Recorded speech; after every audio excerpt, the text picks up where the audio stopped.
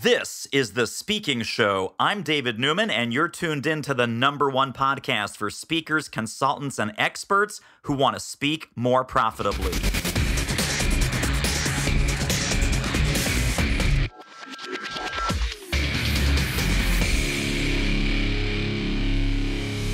The master of relevance himself, Bill Cates, author of Radical Relevance. Welcome, my friend.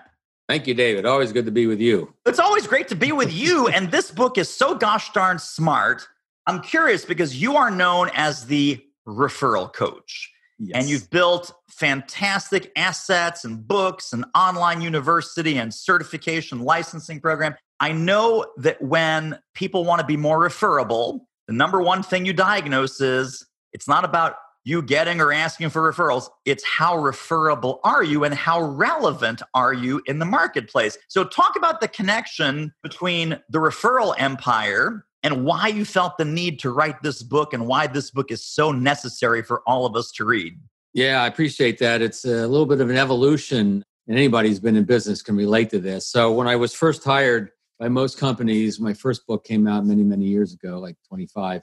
People hired me to teach their folks how to ask for more referrals, right? How to ask for referrals without begging, without pushing. And I did that, and people had success, but some people struggled. And I realized that a lot of these people weren't referable in the first place, meaning they were too transactional, they weren't relational, et cetera, et cetera. They didn't stay in touch with their clients in a way they should have, didn't have a great process for getting to know them and vice versa. So then we got into client engagement and how you master the 3 stages of the client journey. And then later, the do not call regulations come out and all the different ways it gets so difficult to reach people, right? People don't pick up their phone anymore unless they know who it is. And even if they know it's you, they still may not pick it up. And so we started talking about not just referrals, but introductions. And that's what my book Beyond Referrals does. It goes beyond just the referral into the connection, into the introduction. First of all, the fastest way to relevance to anyone that knows you, doesn't know you, the fastest way to become relevant to them is an introduction from someone they trust, right? So that's one of the relationships here is when you get introduced by someone they trust, then you're immediately relevant to them, at least for a certain period of time. It works from the concept of borrowed trust. We borrow the trust in one relationship long enough to earn our own trust in a new relationship. Well, that borrowed trust will carry us a pretty good distance in some cases, but sooner or later, we have to start to earn our own trust. We have to start to earn our own rapport and become relevant and compelling to them. And that's why I saw a lot of people falling down. They were using my system, they were getting referrals, they were getting introduced, and then, they wouldn't hear back from the prospect, even when they thought the prospect was interested. Why? Because their message wasn't relevant or compelling enough. So that's how this all fits together. So many great things in the book, but I think one of the things that you talk about early on is that this isn't just marketing, this isn't just theory, this is really how the human brain works, right? There's a neuroscience basis. There is. And chapter 3 is the Neuroscience of Relevance. And I'll just give you a couple of examples and how this can actually impact how we create our messaging to reach the people we want to message. First of all, the human brain, meaning the brains of your prospects, are scanning their world about 6 times a second going, am I safe? Is there a problem? Everything okay? Everything safe, right? And then about 3 times a second, it's going, is there an opportunity? The brain loves opportunity. The brain loves to solve problems, but only when it feels safe. And so that's why keeping our messaging, at least beginning with the problem, showing empathy for the fact that we know they have this problem, this challenge, the brain is going to latch on to that much more than it is the opportunity. Now, we'll look at the opportunity, but that actually kind of comes second. So knowing how the brain works helps us with that, right? I'll give you another one, which is cognitive fluency. Cognitive fluency says that if your message in any way is complicated, if your website is complicated, if anything that you do kind of confuses folks, the brain will immediately think that you are hard to do business with. Doing business with you will be complicated. It makes that leap. And so another thing that we know, if the brain is looking for simplicity and clarity, because it doesn't want to work so hard, the brain wants to preserve calories, not expend calories, to keep the organism alive. We need to make things as simple and crystal clear as possible. So that's just a couple of many examples we have of how knowing how the brain works will help us actually create better messaging, better copy for our website, et cetera, et cetera. People need to know this, and I didn't know this until I read your book, is that you have a very deep background in direct marketing, right? Direct marketing, publishing. Tell us the story, because I love the opening story about the transition from WRC publishing into your $400,000 cookbook sale. Walk us through that, because it really illustrates all of the principles in the book so brilliantly. It does. Thank you. I wish I had that book in front of me. It's probably sitting right over on my credenza, but try to make it short. Essentially what was happening is I started a book publishing company. I was publishing cookbooks. I actually have a couple of the books right here because I started out, my very first book was called Strawberries. It was a strawberry cookbook. And I sold at pick your own strawberry farms around the country. And I sold 20,000 the first year, 25,000 the second year. But the strawberry season is very short in most parts of the country, except for maybe Florida, California. And so I wanted something with a longer selling season. So then I came out with the Apple book. I had these handy only because I was scanning the covers to use in the PowerPoint for my stories. And then I came out with a vegetable book and a honey book. And I was selling about 80,000 of these books a year to a very narrow niche, right? Think about it. Someone's got bushels of apples or strawberries, and they got to figure out what are they going to do with this if they're not going to can them all. You know, a book on cooking with them might be helpful, right? And so that's a way to be radically relevant. And then I decided I wanted to do other types of books, and I published about 45 books all told. But I wanted to do books for manufacturers of cooking equipment, let's say smokers and grills and things like kind of where I didn't have to find many buyers of one book. I had to find, one buyer of many books, right? Think of the difference there. Right? Many buyers of one product versus one product, many copies or et cetera. So I hope I made sense with that. But anyway, so I started to do that. I was struggling. It wasn't working. And then I had one of those little epiphanies, I guess. And I figured my company name at the time was called WRC Publishing, which stood for William R. Cates and meant nothing to anybody except for me and my parents, I guess. And then I changed the company name to the American Cooking Guild. Now, who would you rather buy a cookbook, especially a cookbook for your grill, your smoker, your piece of equipment, WRC Publishing or the American Cooking Guild, right? So we're changing the title of my company became radically relevant for me. And long story short, the biggest sale in that particular business was 400,000 copies of a book called Hooked on Seafood, purchased by Bumblebee Tuna as a premium in grocery stores, and they gave them away in grocery stores. And the joke I make when I do my live speeches is it changed my life. I was a sales rep. I got a nice commission, and I was the company owner and got all the rest. I love it. Well, I'm going to read chapter and verse out of the Radical Relevance book. I could not agree more. This is on page 22, that this example is perfect for radical relevance because it illustrates all 8 principles at once. Right? Target the right market, target the right person, the bullseye. We'll get to that here in a moment. Solve the right problem and opportunity, deliver the right product or service, make the right offer, use the right medium, execute the right timing, and employ the right messaging. Now, the good news is there are deep dive chapters on all of these things in Bill's book, but I'll tell you, let's talk about offers, because I think a lot of executives and entrepreneurs that want to market their thought leadership in some way, shape, or form, their company's product, services, brand, etc., they totally get this wrong. When you look at offer development and when you help your clients with offer development, would you say that a lot of times they are so committed to selling what they want to sell that they don't even pay attention to what their buyers really want to buy? Yes, and I've been guilty of that myself. I mean, 2 summers ago, I threw out about 60,000, oh, it hurts me, 60,000 DVDs and CDs of a product that never made it. Why? Because I didn't give my clients a seat at the table. In the book, I articulate 17 rules of radical relevance. And rule number 2 is give your clients a seat at the table. And what I mean by that, of course, is when you develop a product, when you develop a service, when you develop the marketing copy to promote that product or service, don't do it in a vacuum. You've got to talk to the marketplace. Talk to your clients who will be honest with you. Because, a lot of clients will say, yeah, you do that, I'll buy it. But then they never cut the check. And you probably even have some prospects with whom you've been nurturing a relationship. And you can go to them and say, hey, here's something I'm working on. And it's great because you get great feedback. They don't have quite the same stake in the relationship with you as a client might. And then you're going to hear stuff you never would have thought of. Some of the best phraseology and ideas in my products and services and copy have actually come from my clients. by chatting it up with them on a regular basis. Super important to give your clients a seat at the table for sure.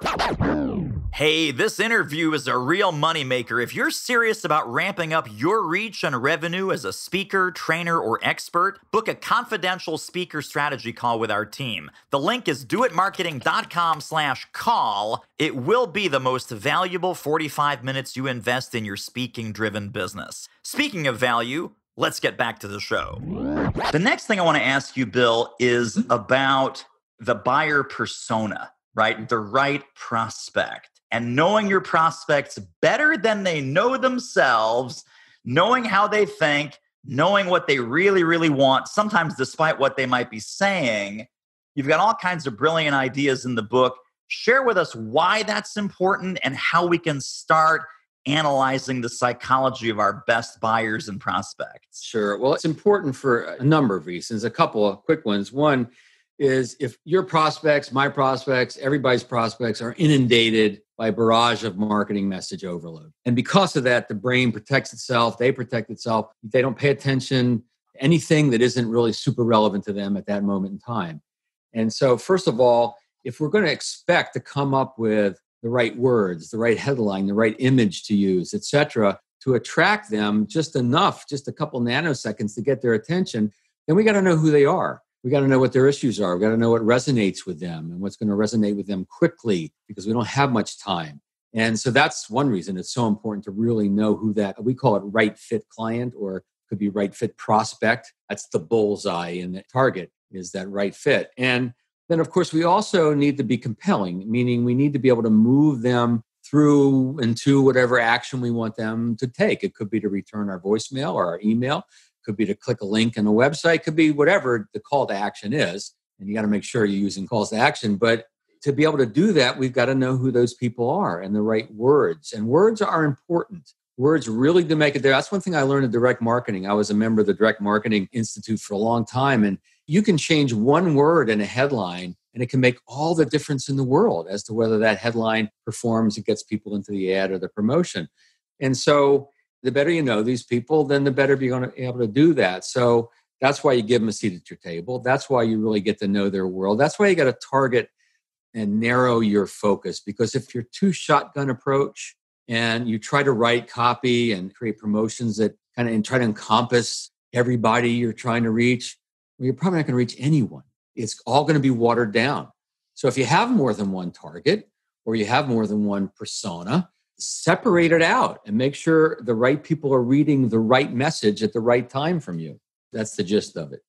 Another thing that's right in the same ballpark is looking at irrelevance, right? Irrelevance is these broad generalities that every competitor, everybody with a brain would say the exact same thing, whether Right. it's a bank, whether it's a financial advisor, whether it's a speaker, whether it's a pizza shop. One of the famous ones in the marketing literature is when they first came out with the scratch-free car wash, Okay. right? Scratch-free car wash. Everyone reading that would be like, well, I would hope so. I would hope that when I bring my car into your car wash, that I don't leave covered in brush marks and scratches. So the bar is set low, I think, for differentiation and distinction of our value prop. Above and beyond avoiding the generalities and the irrelevance, you also have some really smart things in here about messaging, value prop, and that verbal business card when someone says, hey, Bill, what do you do? Right. Which is the question that most people hate because they hate their answer.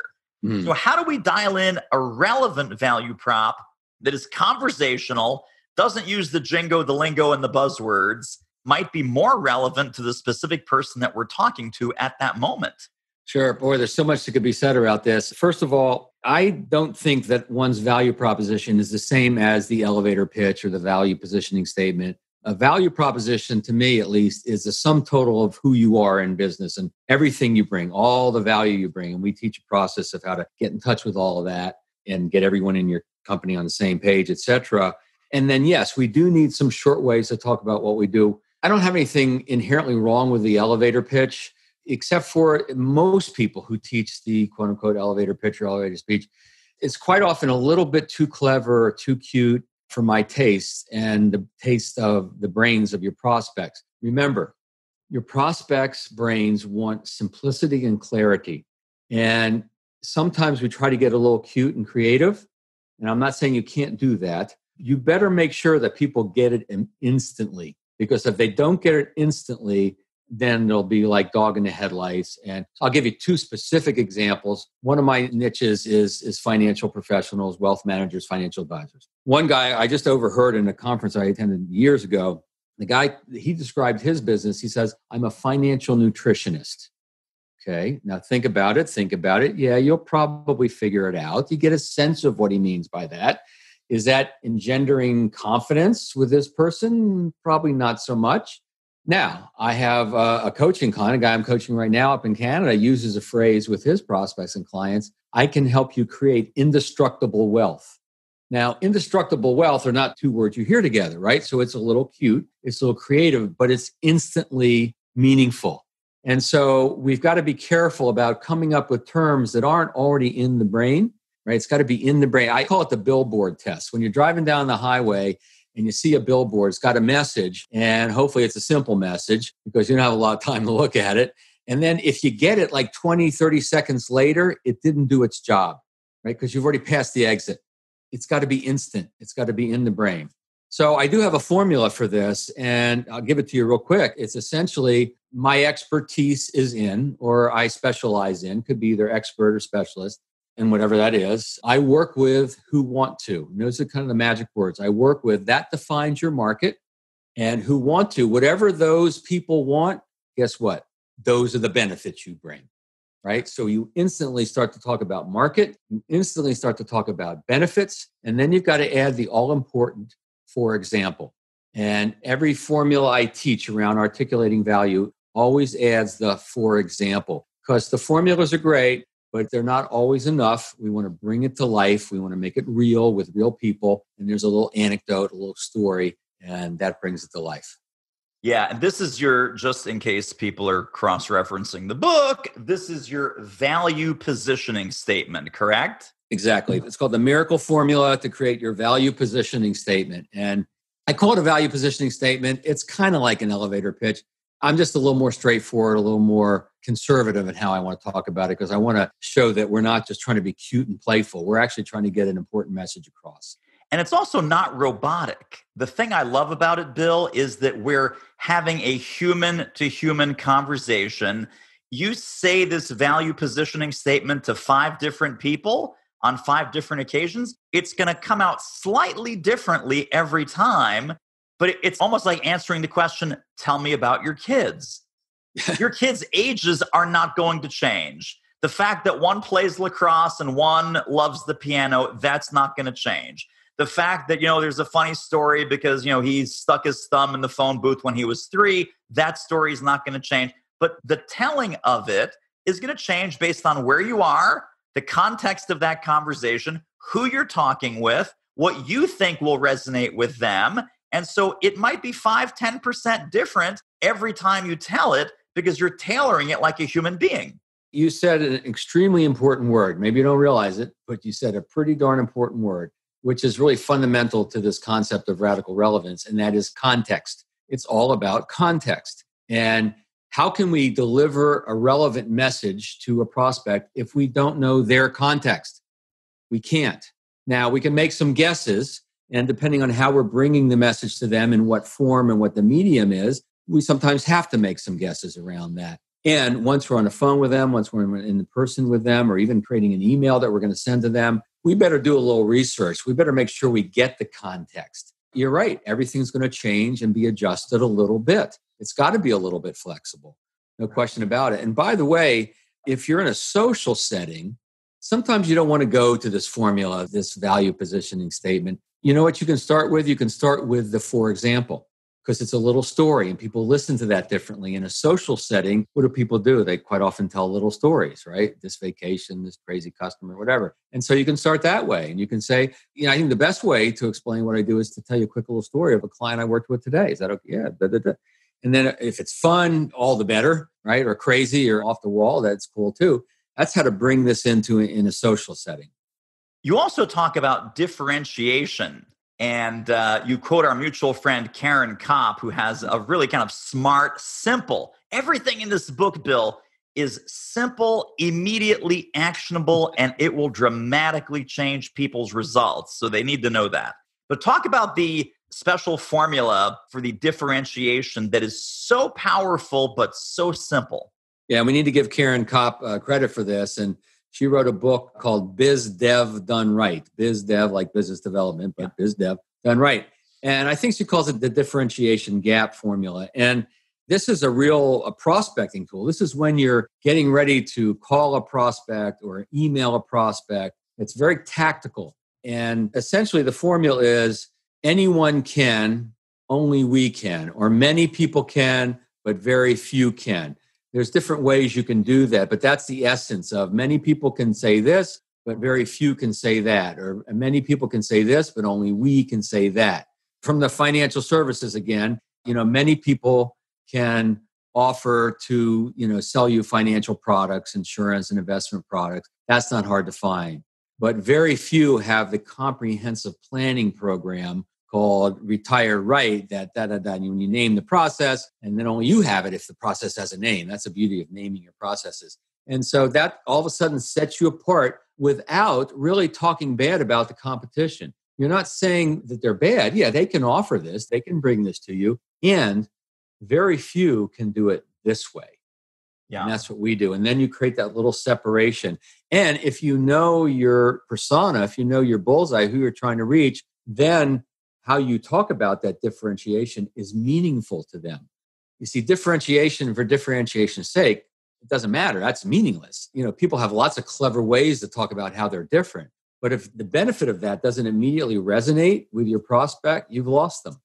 So we got to make sure what we talk about that makes us a little different, there's a purpose, there's a benefit to it. Super quick commercial break. Isn't this interview amazing? If you'd like to get more ideas on how to start or grow your speaking business fast, pop over to our free training at doitmarketing.com/webinar. Now, in this kind of prospecting or even moving prospects along, because we can lose the relevance connection at any point, Bill, correct? This is not just for prospecting. Oh, yeah. And it's throughout the whole relationship of courting a prospect and, of course, with clients. We always have to be relevant. Right. One reason I wrote the book, because as a speaker, author, expert in certain areas, I have to remain relevant. I just happen to do this book about relevance, but we always have to be relevant with our clients. Sure. Yeah. Let me also just ask you, because the fourth section of the book is all about relevance that generates action, right? First call, next call, set the appointment, get the check, start the program, get them in the door. Let's talk a little bit about how do we compel people to act, understanding that all of our prospects are lazy, busy, befuddled, overwhelmed, way too much email, way too many meetings, 17 competing priorities, yet they want to buy something. And how do we get their attention back on taking the next step in doing business with us? Yeah, it's true. And in fact, one of the biggest challenges that anybody who's trying to market and sell faces is inertia. And what I mean by that is, a body in motion will stay in motion. A body at rest will remain at rest unless acted upon by an outside force. So wherever they are at that moment, whatever direction they're moving or not moving at all, they will tend to stay there unless we become that outside force, that little push to get them thinking in a different way, to open them up to the possibility of taking action. So we have to think of that. And there's lots of ways to do that. One of the ways, for instance, is to be counterintuitive, to say something that might not quite make sense, like referrals are worthless.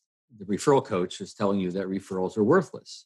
Well, that's enough to get a little bit of, Yeah, unless you get introduced, unless you get connected, you got to get, right? So that's a little counterintuitive thing that I say that sometimes gets their attention. Now, that only goes so far. Yeah. So one of the things is we got to make sure we're trying to solve the right problems. First of all, what you always need to ask yourself, and what people should be asking you and you asking them when you're talking business, is what problem do you solve? When I was writing this book, the first thing that came out from one of my mastermind groups was, okay, book, before we help you with this book, what problem does it solve? And I had a sense of it, of course, or I wouldn't be writing it, but just that one question got me super focused. All right, so you got to sharpen your marketing message. You got to cut through the noise, right? And you got to win more ideal clients, not just winning clients, but the right kind of clients. That's another problem that it solves, right? Getting the right people. So I actually read an article and then had some conversations with this guy, Michael Scott. He's a very successful venture capitalist in the New England, Boston area. And he kind of creates a graph that's in the book that I'll just essentially reduce it to the point of you can try to solve problems that are latent and aspirational, meaning they don't know they have it. And if they did have it, it'd be nice to fix, but they don't have to fix. Or they can be blatant. They know they have it, but still aspirational. Like, yeah, I would like to do that. I would like to buy that car. I'd like to have it, but yeah, someday I'll get to it. Or the bullseye for this is it's blatant and critical. So you want to position your business, your service, and how you talk about what you do to be solving blatant, meaning they already know they have the problem and it's a critical problem. There's a time frame. There's a deadline. It's costing them money. Now, a lot of people can be very successful solving latent critical problems. So for instance, insurance, that's often latent critical. They don't realize they don't have enough insurance or that they need a certain type of insurance. Once it's brought to the surface and they see how critical it is, then they will take action. But if you want people to allocate assets of time, energy, money, then you want to get that problem to the point of blatant and critical. That's the starting point of creating compelling messaging. Totally love it. Totally love it. So much gold in this book, Bill. So here's what I think about this book. If you're a marketing person, you will like this book a lot. If you're not a marketing person, after reading Radical Relevance, you will become a marketing person. You will know everything that you need for client attraction, effective marketing, sales conversations, business growth. Tremendous, tremendous book. 5 stars, my highest recommendation. I just got to say, it's a lot of that, and it's only on top of everything you teach, right? Yes, exactly right. First read David's stuff, and then they need to buy all of our books. Exactly right. Exactly. Right under this episode, when people go to thespeakingshow.com, we are going to link them up and hook them up with every single resource, goodie, and download that Bill can throw at us in the next 37 seconds. Where can we send people to get more of your brilliance? Yeah, a couple things. We have a report free for your listeners called Multiply Your Best Clients, right? That's how you create exponential growth. You multiply your best clients. So multiplyourbestclients.com. And now if you get the book Radical Relevance, Amazon, it's Kindle, it's paperback, it's audio, within the first couple of pages, it'll give you access to the Radical Relevance Toolkit, which is filled with guides and scripts and all kinds of great stuff. I mean, the book might be, $19 for a paperback or $9.99 for a Kindle, or if you're Prime, it's free. But the Radical Relevance Toolkit, we have a guide around how to create a radically relevant website, how to create a radically relevant LinkedIn profile, and all kinds of other great tools all around this idea of narrowing your focus and attracting just the right people into your business. And so that's radicalrelevancebook.com, radicalrelevancebook.com. And if you're looking for links, my website's referralcoach.com. So, you can get everything from there too. And then the best way for folks to get in touch with you, email, LinkedIn, pop into the website. What do you like? All of that. I mean, you Google my name. I own the first couple pages, Bill Cates, not Bill Gates. We wish. But, look, Bill Gates has a lot of money. Bill Cates, that's me. I'm going to help you make a lot of money. Referralcoach.com will get you there. I'm on LinkedIn, obviously. Bill Cates, probably the first one that pops up. And then Bill at Referral Coach. If you want to shoot me an email and say, hey, I heard you on David Newman's podcast, then I'll probably ignore you if it's from David. No, I'm just kidding. But Bill at referralcoach.com, happy to help, especially if you're a colleague, a friend, client of David's. You get the extra special treatment. Thank you. I can't get no respect around here. I can host the show. I just can't get a whole lot of respect. What can I say? It's the law of attraction, David. I don't know what else. You attract what you define, or you attract what you're relevant to. Yep. And you attract things and you go, how in the heck did I deserve that one? How did I get this guy on my show? Oh, my goodness. All right, Bill Cates, I appreciate you, my friend. Truly fantastic book. For the folks listening in, stop the car, whip out your smartphone, go to thespeakingshow.com. Under this episode are all of the links that Bill just shared. Thank you, Bill Cates. We love you. We're going to have you back. You bet, David. Well, that wraps up another episode of The Speaking Show. Hey, tell you what, if you like us, rate us and review us on iTunes. Subscribe. Tell a friend. Go grab the notes and downloads and extras at thespeakingshow.com. See you next time.